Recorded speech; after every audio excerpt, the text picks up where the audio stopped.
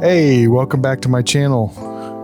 This is Nicholas, and yeah, so my channel is still growing.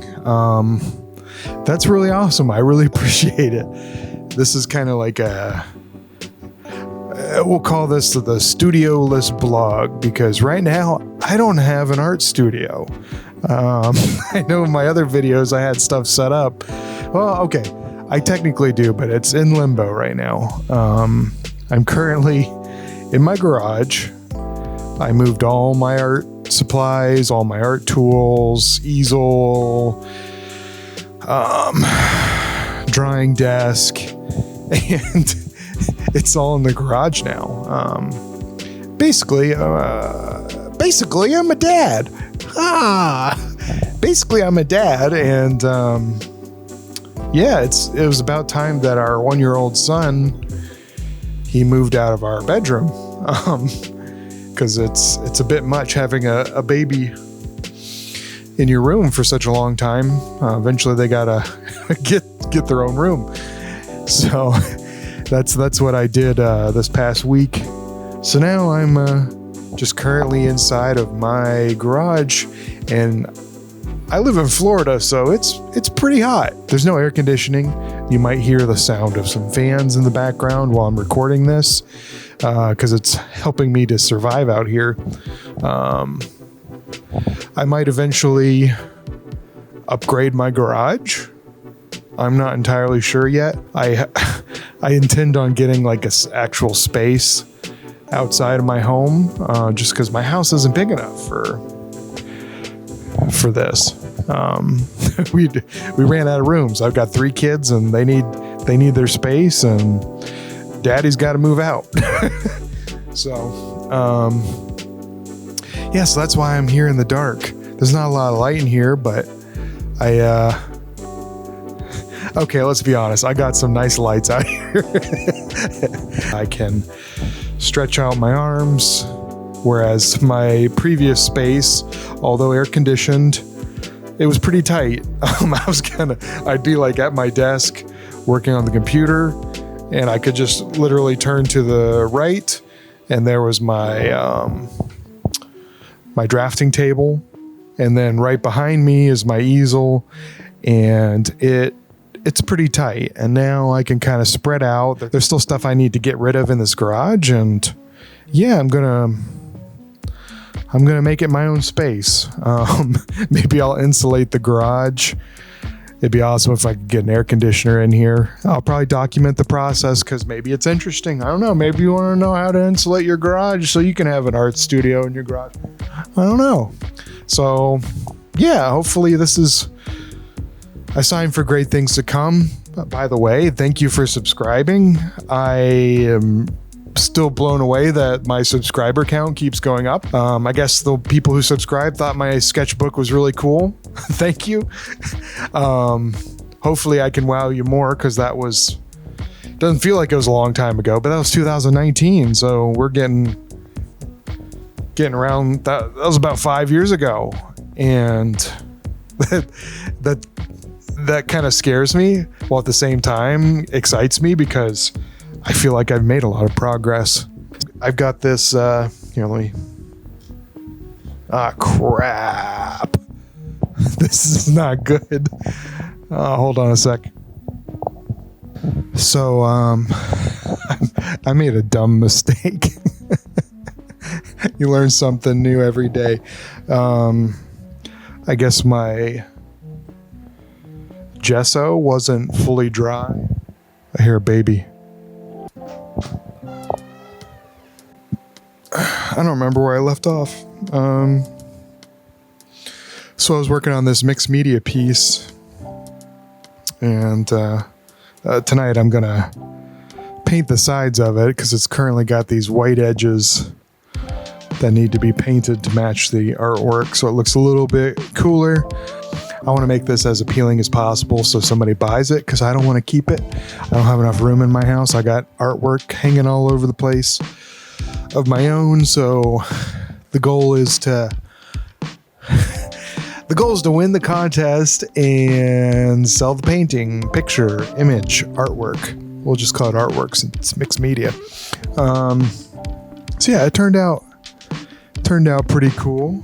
I don't know if you can see it that well, but it's kind of like this temple with a glowing like magenta fountain that's coming out of it, and it's going through this stream or kind of a marsh looking location. Very Florida, because Florida's a bunch of marshes.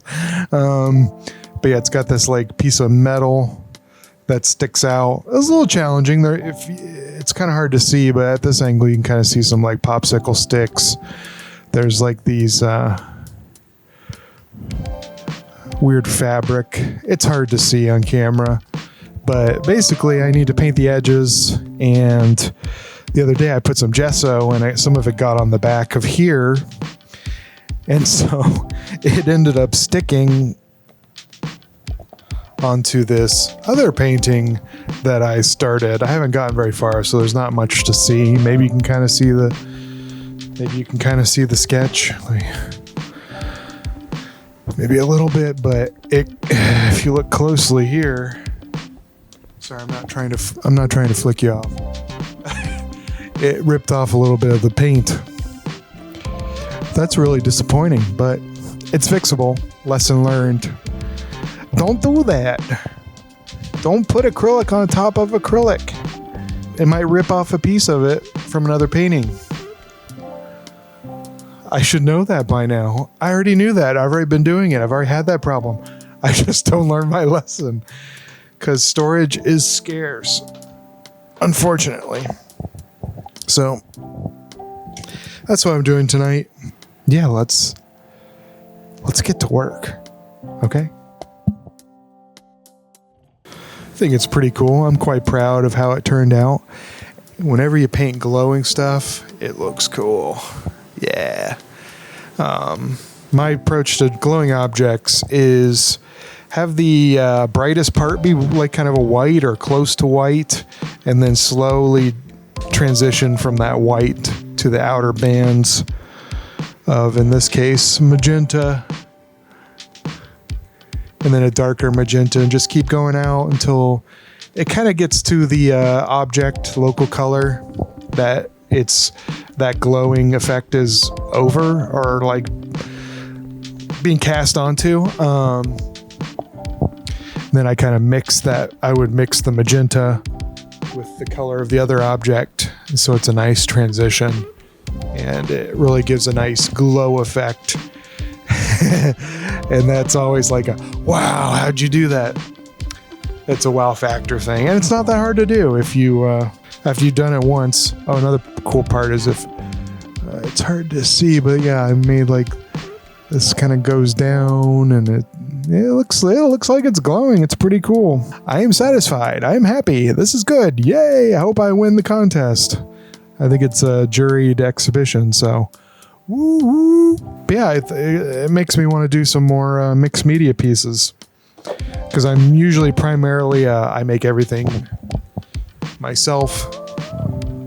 I don't use found objects or anything like that, but it kind of speeds up the process a little bit since that time. So yeah, I'm really glad that y'all are here. I'm glad you find my art interesting. I hope to make you even more interested over time. I think I've got a lot of knowledge to share, and today I released a weird, silly video. I apologize if that was not the content you're looking for. I like a little bit of comedy. I like to be a little silly, so hopefully you're here and you like silliness too. I mean, the tip, even though I said it wasted your time in the video, it was still a good tip. Like, you should definitely use water when you're working with acrylic. Not too much, like I said, but a good amount goes a long way. I honestly have the bad habit of using water instead of mediums like matte medium or gloss or semi-gloss. Or there's all sorts of stuff. There's like GAC 100, GAC 100 or something like that. It's like the original. It's like the binder that Golden actually uses, and they just sell their binder. the airbrush liquid that they sell is probably the closest you get to a like kind of watery substance, and is probably the best thing to use. But I've never bought any, and I probably should. I'm always warned that it'll cause my painting to flake and it won't adhere, and blah blah blah blah blah. I don't use that much medium. I probably should. I am usually just like, well, I varnish my paintings, so the varnish should keep it down, right? I think so. I don't know. I guess time will tell. Another thing that I'm not entirely sure about is they always say, oh, the light fastness rating on these neon or fluorescent colors they're like a 1-star out of a 5-star. So they'll lose their color if they're in the sun, but typically you don't hang artwork out in the sun. You usually have it in the home. So, if you're using that and you're not painting a mural or something like that, you should be okay. So, sometimes people are sticklers to the rules and they're like, oh no, you can't do this, you can't do that. Well, I say, whatever works. That's what I say. Do you like that? I'm a rebel. Use lots of water, okay? I sometimes spray tons of water all over the place, on my canvas, on the floor, all over my... Anyways, I hope I have some interesting B-roll to show you while I'm just rambling. Yeah, I kind of shared in my last video kind of where I'm going with my current series of the Watchers, but I also want to talk about, where I'm going at career-wise. I think I've mentioned before that I'm a graphic designer by trade. I went to school at University of Central Florida. Go Knights!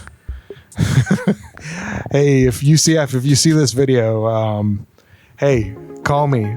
I'd love to do a teaching or a lecture or something like that. Reach out to me, okay? Because please, I want to be noticed, okay? Please. So I went to UCF. I got a degree in graphic design. There wasn't really tracks, but I specialized in illustration because that's what I wanted to be. I was an illustrator. And I kind of took the bumpy road career-wise. I originally just wanted to do art, and then my mom convinced me graphic design was the way to go because it would be the best way to support a family. And she was right. It's been great. It's very grueling and it can be very monotonous, but there's also a lot of ways to express your creativity in graphic design, and I've gotten to do illustration over that time as well. Lots of it. Took a while before I got to that point, but that's the thing I want to keep hitting home is don't get discouraged. It's easy to taking the life of a creative or an artist, whichever one you are, or even if you're just a bystander and kind of interested in learning more. Like it's a long road, and not everybody has instant success. It's like, yeah, my YouTube channel is growing a little bit, but I've been doing this for a very long time, and I'm kind of playing to my strengths is that I've got a lot of experience, and people are looking for people with experience. I totally get that. I've paid my dues. Let's put it that way. A lot of long nights, hard work, being alone. It's tough sometimes. Now, I'm not really alone. I'm married. I've got kids, especially not alone now. But there's a lot of time where you're by yourself and you don't talk to people, especially nowadays when all these teams are using Slack. You're just messaging people and you don't really hear people's voices that much. And it can get a little bit lonely. So the journey I'm currently at is, and probably for the last 5 years, the whole reason I started the started doing traditional painting, acrylic painting, and other works of art is because I was drowning in a lack of creative outlets in my job. I was getting really tired of doing brochures and print documents and using the company's branding that I didn't create. And it was getting really tiring. So by the time I got home, or during COVID, I was already at home, I was really itching to do something creative. And I was like, I need to move on. I need to do something about this. Because you don't want to drown your creativity. It can cause creative block. That's for sure. It was a hard thing to get through. But here I am. And so what my current goal is, career-wise, is I want to become a full-time artist. I think I've got the chops for it. I think I've gotten a good original idea. I'm still trying to figure out exactly how to see the life of a career of an artist or designer or whatever it is. It all comes down to, you got to make money to survive. So you're either working a job and doing your art part-time, which is what I've been doing, but I got to transition that, whether fast or slow, I don't know. Maybe with your help, it'll be fast.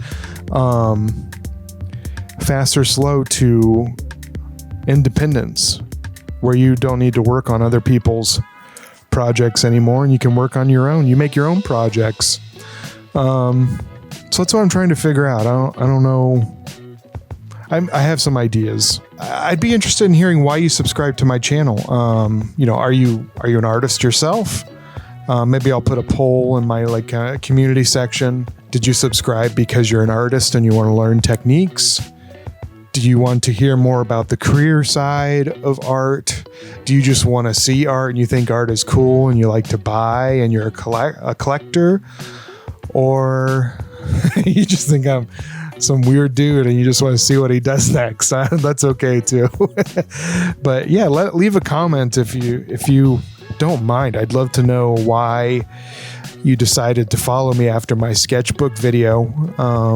If it's just to be inspired, that's awesome too. Really, I'd love to know. That'll help me out tremendously, because I have a lot of ideas. It's like I could start a Patreon, make something available monthly, or some prints, or I could just make prints and you can buy them through me directly. With the Patreon, I could do lessons. I kind of want to share my knowledge freely, but I'm open to it. I'm kind of just trying to make the dream alive that I've had, that I think every artist has from the get-go, is they want to be fully independent. They want to be independent and not do what other people want them to do. They want to do what they want to do, and people just like it and support them because they like the person, they like the art, and they like the artist. That's the dream, and I'm trying to live the dream. That's why I'm here on YouTube. That's part of why I'm here on YouTube. Like I've said on previous videos, I like to share knowledge. I like to help people. I like to be friendly. I like to be here for you. I really am satisfied by helping people out, pointing something out. I think it'd be cool to do critiques, some of you send me your artwork and I critique it or give you my honest opinion about it. Art advice, career advice. I'm open to it. Now's a good time to share with me what you're interested in learning. I've been a graphic designer, illustrator, art director. I was kind of creative director, but yeah, I've had some concept artists working with me. I did concept art for video games. I made an NFT Actually, I've made 2 NFT collections. One of them hasn't been released. I could talk about NFTs. I'm not that interested in talking about NFTs. I'm a little tired of NFTs, but I have that experience and I could share it with you. I work digitally. I work traditionally. I have a Wacom tablet. first half of my career I used Photoshop, and now I almost strictly use Clip Studio Paint. I could just share about that. I am really open. I'm here for you. Like, you tell me what you want. I have more sketchbooks, and I think my newer ones are a lot cooler because I've learned a lot in the last 5 years, like I mentioned before. I'm really excited you're here with me on this journey. I think I just ranted for a long time, and it's kind of cool. Kind of felt good.